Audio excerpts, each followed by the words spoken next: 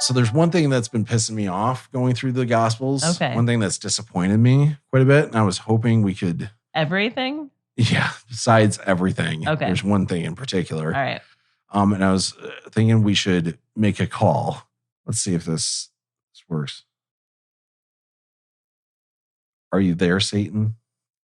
It's me, Josh. You have summoned the Dark Lord, the Morning Star, the Prince of Raoul. Put those ginger ales back where you found them. No, next to the dessert table. Anyway, hey guys, how are you doing? I'm such a fan. We've been reading the Bible. Oh God, why are you doing that to yourself? Because I'm a masochist. I swear I'm not taking your shit today, Raoul. You aren't the Lord of the Underworld Party Planning Committee. Sorry, we're organizing a Sweet 16 party. Really? Yeah, there's this 15-year-old Amish girl that died recently. She was kicked by a horse, and she's been a little down in the dumps. This isn't exactly where she thought she would end up. So we thought we would throw her a party and make her feel a little special. Oh, that's really nice of you. Well, thank you. But I don't like to toot my own horns. So is this for that podcast you're doing? Yeah, so I wanted to ask, why weren't you in the Gospels more? I thought you were supposed to be the big bad guy, and you just showed up to tempt Jesus, and then you, quote, entered Judas, unquote. Okay, that's just some BS. First, you read the books. Jesus is always talking about how dense and slow the disciples were. Is it really surprising that one of them would just snap and betray him? Second, I didn't tempt Jesus.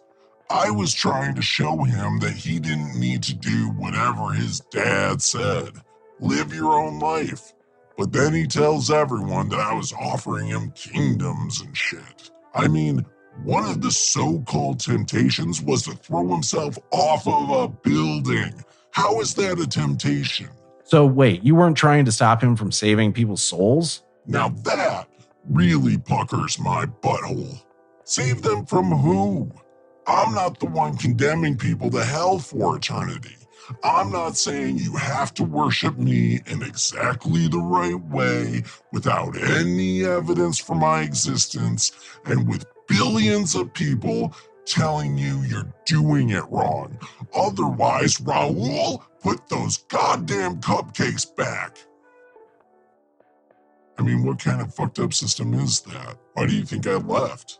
I thought it was because you wanted to rule heaven. Fuck no. I just don't think you need to be a megalomaniac to do it. If you're an all-powerful god, why would you create sentient beings just to have them worship you? Is that really the best use of your time? That's what I said. I know, and you're right. God has all these people trying to get into heaven or stay out of hell, when really you should just care about other people and let your decisions flow from there. Jesus didn't invent being a good person. He didn't even describe what being a good person looks like very well. Maybe that's why we're finding out practically every denomination has been plagued with abuse and cover-ups. All he had to do was spell it out plain and simple. Thou shalt not abuse children. Or better yet, thou shalt not abuse anyone. How about thou shalt treat women equal to men? Instead, we got 80 parables about believing in Jesus or you'll go to hell. Well, what about other serious sins like murder? What about it? It's not like believing in Jesus makes people not murder.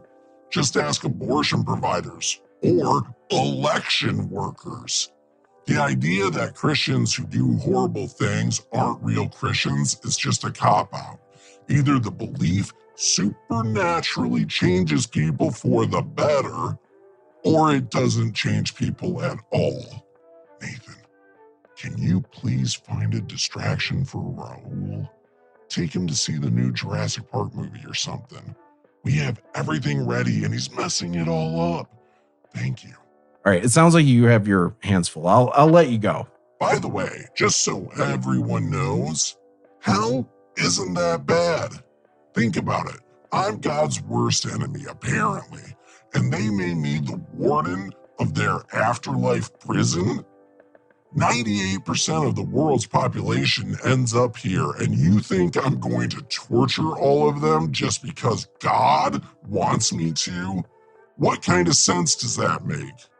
I mean, don't get me wrong. We come up with some pretty innovative stuff to do to Hitler's ass. I could walk you through the latest PowerPoint presentation from our R&D department. But most folks here just take in art classes with Picasso and Da Vinci, or they go to a Strawberry Pissings show. What's Strawberry Pissings? Oh, that's John Lennon and Kurt Cobain's band. They do this great mashup of Come Together and Come As You Are. Seriously, why would you rather just hang out on clouds all day? God damn, that does sound awesome. Anyway, thanks for the talk. No problem. Love the show. We all listen to it down here. Can't wait to see you and all the listeners in person. I'll keep hell warm for you. Wait, why can I understand you? But when we talk to God, I couldn't understand them. Oh, you mean that woo-woo thing they do? They can talk clearly if they want to. They just don't want to. Assholes. Bye, Satan. Bye. Have fun at your party. Anyway, so that was great talking to him. Yeah, he seems like a nice guy. Yeah. His church is pretty cool. Yeah, I have yet to read his Bible, but I hear good things about it.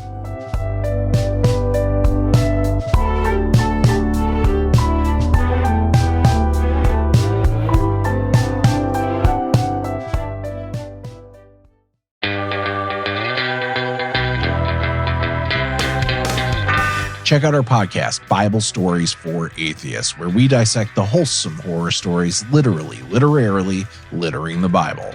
And help us out by sharing this video with folks you think would like it. More info at bsfa.cc.